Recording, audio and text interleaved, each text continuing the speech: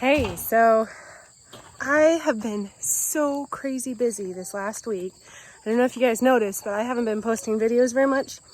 Well, I'm trying to figure out the whole homeschooling while making videos, editing videos, posting videos, doing my garden, and working and trying to make meals and keep the house clean. I'm trying to figure out how to balance all of that. And in the last week, oh, sweetie, she just tried to land on my arm. She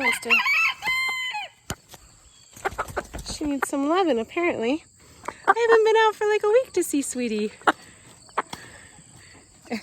And the goat's like, please, say hi to me too. Hey, Chardonnay.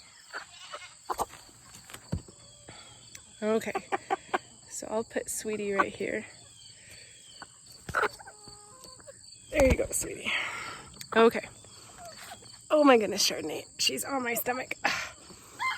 So, well, yeah, here's Sweetie. She jumped up on my filming arm while I was trying to get the poles. Ow, that hurt. And so I hadn't been out in the garden in like a week.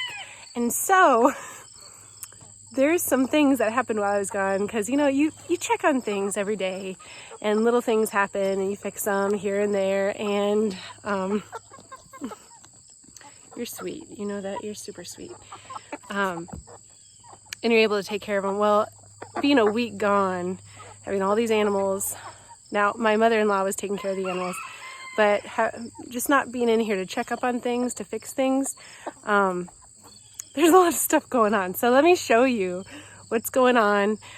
First of all, I've got to fix the duck pen because the goats broke in when we had it closed off to them. So let me show you what happened. It's going to be some work. But look at what they did to my fence in here. And it's the same way on the other side. So I'm going to have to put some more T-posts, which I brought with me up here. So I was trying to grab when Sweetie jumped at me.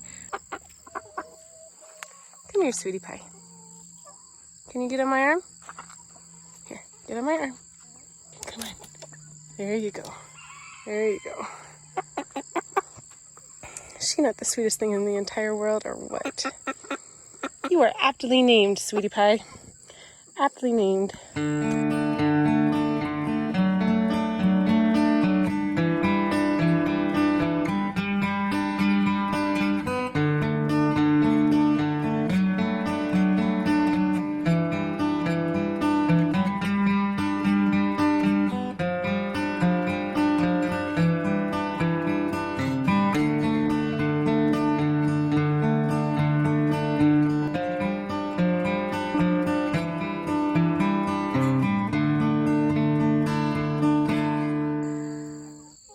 Okay, so it doesn't look as good as it once did because now the fence is bent out of shape, and that's just what happens. But it's sturdy, and yeah, it's sturdy. Man, if I was ever jealous of other homesteaders, it would be the ones that have the kind of money where you can afford to buy someone to do professional fencing. Oh my goodness. And there is so much pride in doing your own fencing and it working. But if I could have any luxury in the world, it would be to get somebody to do fencing for the homestead professionally. For sure. So Cookie is getting more and more friendly. As you can see, my daughter is able to pet him or her now, and she's loving it. So she's getting more and more trusting, which is really nice. This is one of our chickens that we hatched. I think this is a combination of Knickers and an Americana. And I think, oh, hi, sweetie. Hi. I think that this is going to be a rooster.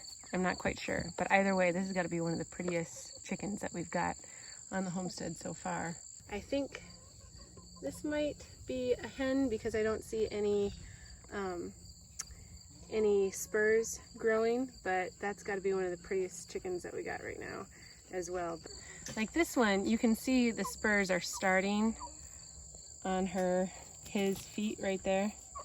Like Don has got some pretty incredible spurs sticking out the back of his feet. I mean, they would tear you open if you really wanted to. But he's a sweetie pie. So handsome. Like, look at him strutting his stuff too. And I know for sure that this one's a rooster. Look at that. Look at that comb that he's got on top. Like, that is a good looking chicken. How handsome are you, huh?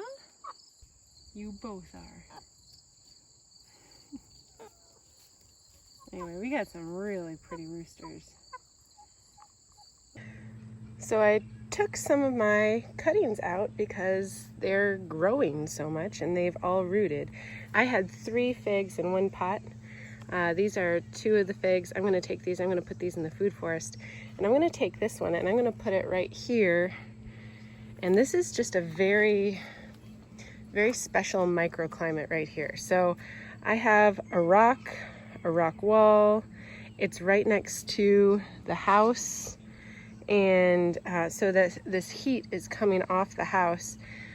In the winter, there is some shade right now, but in the winter, these trees are all deciduous, and so their leaves will fall, and this becomes full sun in the winter. And it is half-day sun during the summer, and so it will get enough. You can see the tomatoes are doing really well. It will get enough sun during the summer, and then in the winter this is going to be really warm because the rocks are going to emit that heat. The house from behind is going to emit some heat, and this is going to be a very sheltered environment. Now, my fig trees, especially the one that I took cuttings off of, these cuttings off of, is producing figs. Not necessarily, it's not really in a microclimate. Right now it's just doing its own thing and it's doing really well and it is producing figs. But figs are not known to do really well here. I am constantly on the lookout for more figs because I absolutely adore figs. It's probably my favorite fruit, especially if it's fresh. And I live in zone 6. And I have gone to multiple nurseries in the area, in the center of the state, more southern part of the state. There's not a whole lot north of us. I have mentioned growing figs in my garden to these nursery people who work at the nurseries and own the nurseries, and they all are flabbergasted that I can grow figs, that I have figs fruiting. They swear up and down there's no way that you can grow figs where I'm at. And then I tell them, well, actually I am, and the figs are doing really well. They're just flabbergasted. And so it's a difficult area. I figured it out, but it is a difficult area to grow them. And so this plant is tickling me. So what I'm doing is I'm taking cuttings from my most hardy fig, the fig that does the absolute best in my garden, and I'm just propagating that over and over again. And I am going to put them in microclimates like right over here because just in case there's a super hard winter or something like that, I know that I'm going to have a fig still doing well. And so also a fig tree would just look gorgeous right here. So, I mean, it's a win-win for me to have a fig tree right here next to the house. I can just come out and pluck some figs whenever they're ripe, and adds to the beauty of the landscape here, and I know it's super protected, a great microclimate. Okay, so I've got this fig that I grew, and look at those roots. I mean, we really got some great roots coming off of that, and it really, like, I don't know how long it's been. I need to look at the calendar, but it's been not as long as I would have thought. Here we go. Here we go.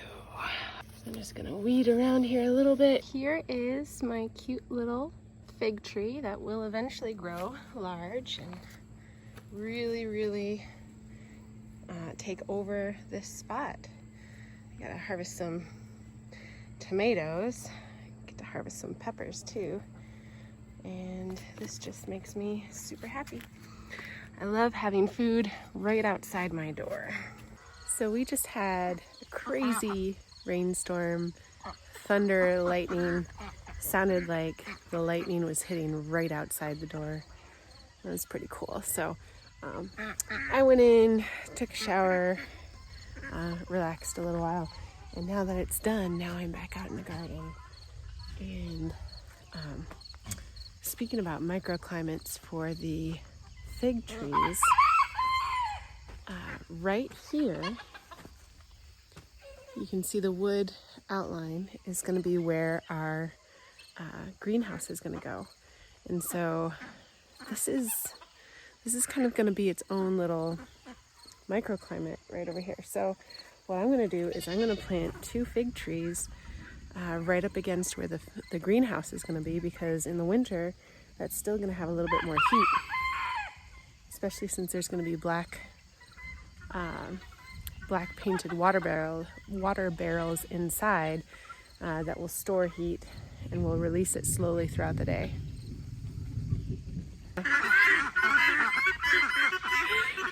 Right up where the wall is going to be. And these are just the cuttings that I took again. It's hard to do a video when they're doing that.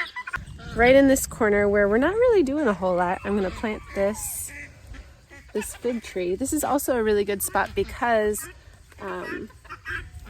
this is right on the other side of where we used to have our compost pile. And so the soil here is really good. Hey guys. Okay, last fig tree that this guy put in the ground. I'm gonna put this one right here.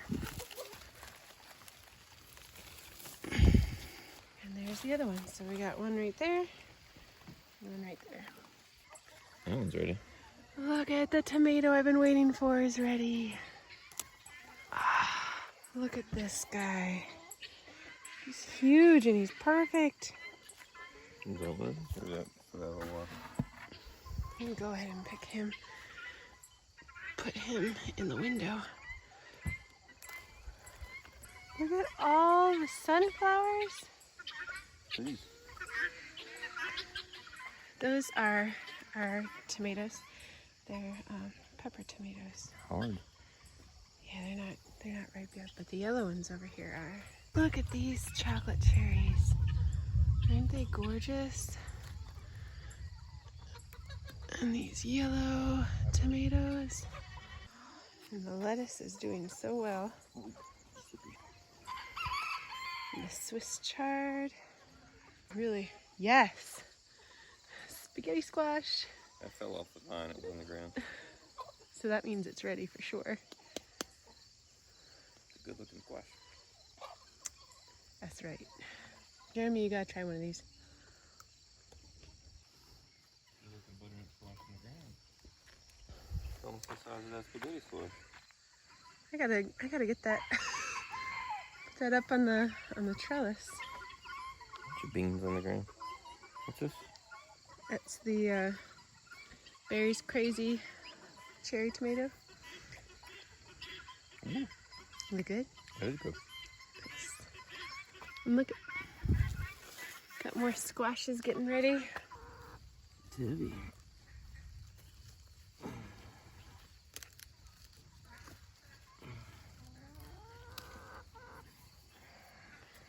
That's a beautiful squash. Yeah, this is good looking. Man, Look at that. pretty. It's cool looking with the green stem. I love it. I have a fairy tale. This little guy. Yeah, we can pluck him. I think he's ready. He's so cute. He reminds me of VeggieTales. It does, doesn't it? It's a cool character. Look at all these spaghetti squash. They're so yellow. So ripe, ready to go. And this one's done? Yeah, I think they're all done. Look over here. These are my cucamelons. Oh gosh, that's cute. It's a watermelon cucumber mix. That's fully ripe right there. It's ready to go. Really? It's as big as it gets? Yeah. What's this? That is another spaghetti squash. Not ready yet. Not ready yet. There's another butternut that's ready though. Use the Praetorian. Jeremy is a knife nut, and his collection rivals my collection of plants. Look at how red these cayenne peppers are. That is gorgeous. My basil to bring in with the tomatoes. We can have basil, mozzarella, and tomato. Okay, tomatillo. Look at that. It's kind of cool. First year growing these, so. It's got a very good smell to it. Does it? Mm. And we'll see what to do with those. I feel that. It's a little slimy. A little slimy. Like the waxy. glue on it. Yeah, waxy. That's a good. Now look at this over here. This is crazy because remember I haven't been out here in like a week. Look at the bean trellis. Looks like aliens or snakes or something tropical. The hanging gardens. I gotta come out here and get all these. But there's zucchinis growing, the watermelon, there's rampiacante over there too growing, loofah. And then these tomatoes. Are you heading out? I love you. That's a good looking bucket. So another reason why I haven't been out in the garden a lot lately, other than just needing to do a ton of stuff at home, but Rosh Hashanah is coming up, or the Festival of Trumpets, next week. And I always find it difficult to motivate myself to come out to the garden to do stuff during that time. I believe strongly that Jesus is going to return during the Feast of Trumpets. And every year it's looking more and more like this is the year, right? And so there are so many videos that you can go online and see explaining how all the signs have been fulfilled, basically, in order for Jesus to come back. And there's an urgency right now. I mean, it's a strong urgency, and whether it's this year or next year or in 2028 or whatever, the urgency is here that he is coming. And it's so exciting. And so, yes, I still come out to the garden during this time, and I've just been so busy lately that I haven't been able to. It's not that I don't come to the garden because of that, but when I come out to the garden, and there are many seeds that I need to plant right now, but next week, Monday, Tuesday, Wednesday, that's Rosh Hashanah, right? When I come out to the garden during this time, to me, I feel like I'm not planting for myself or my family anymore. I feel like I'm planting for maybe somebody who's going to take up residence in my house after we get raptured. And there's an excitement there. So, I don't know. If it doesn't happen, there's always next year, but, and I'm still planting, and I'm still working, and I'm still taking care of the people that I love, and I don't stop everything. I don't quit my job, but I'm watching, and I'm keeping an eye out for him. And I really believe that the Bible tells us that we need to watch, and we need to be ready. And so this is just a good season to just really draw closer to God and fellowship with him more, and focus on things that are truly important instead of things that are not. And so that's what I've been doing. I've been doing a lot of Bible studies in the morning, spending a lot of time in the Word, spending a lot of time praying, and just really getting right with God, getting right with the people in my life, figuring out if there's any forgiveness that I need to do, or if there's any resentment or bitterness that I'm holding on to, and then repenting from that. So, and then asking for forgiveness if I need to from people. And this is a very special time. And guys, I would encourage you to go look online and, go on YouTube, do a Rapture 2021 or Rapture Festival of Trumpets or Feast of Trumpets, and it's cool, and it's really cool. And now, again, I'm not saying it's going to happen this year, but it could, and every year it looks more and more likely. So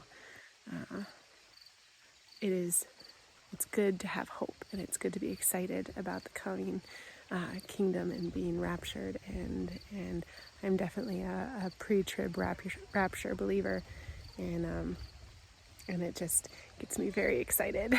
Gets me very excited. Let me show you this lavender that I cut this back hard the other day because my mother-in-law asked me to. I wasn't going to do it because it's hers, but she asked me to do it. She gave me permission and said, "Would you mind?" And so I did. And I mean, I really cut back hard, and I cut back into the areas where there was hardly green at all. It was down below the brown. A lot of people say when you trim back lavender, go right above the brown to where it's still green and trim back to there. But through a lot of research, I decided that I believe that lavender can come back and will come back healthier from old wood. The more you cut it back, the more you can regenerate it. So let me show you this. This is cool. But look at this lavender. And I cut it back so hard. You can see there's no green on the stems that I cut, but it's rejuvenating from down below. I mean, it's getting green again. Look at how abundant that growth is. Oh my goodness. So guys, here's proof. You can cut down below the brown. Even down here you can see some coming in.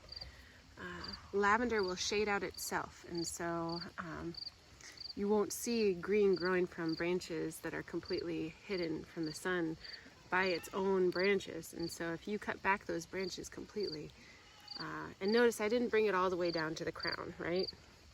But I did bring it down a lot farther than a lot of people would have said.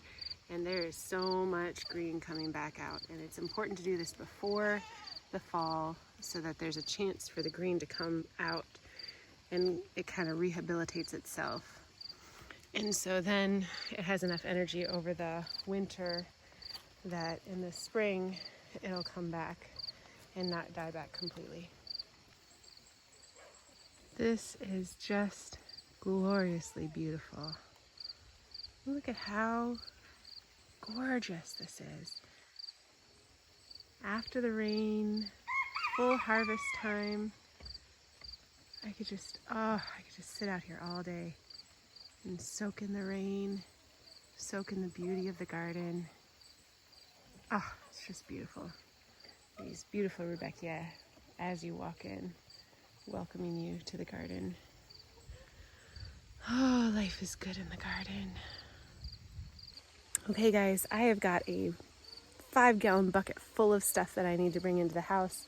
I'm gonna pick some of these purple beans and bring those in. I've got tomatoes, basil, squash, zucchini. I'm going to make a feast tonight. We're gonna have so much good food, and it's so fun being able to come out to the garden and just pick food, and it's almost like going grocery shopping.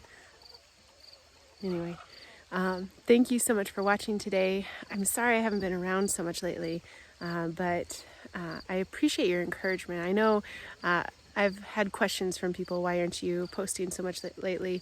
But they've also been very encouraging comments saying, we know that there are busy seasons in people's lives, and you guys understand that making these videos, actually, it's a lot of work, and it takes a few hours every day in order to be able to upload, to film it, upload all these things, and And right now is just a really busy time, a really busy season in my life as well. So I appreciate that you guys are so encouraging, you're so kind, you're so understanding, and I appreciate you coming out here with me today and kind of sharing in the bounty, right? And just kind of meandering around, seeing what's going on.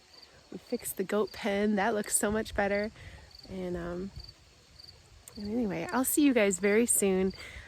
Things are getting back into control again, and so I'll be doing more and more videos.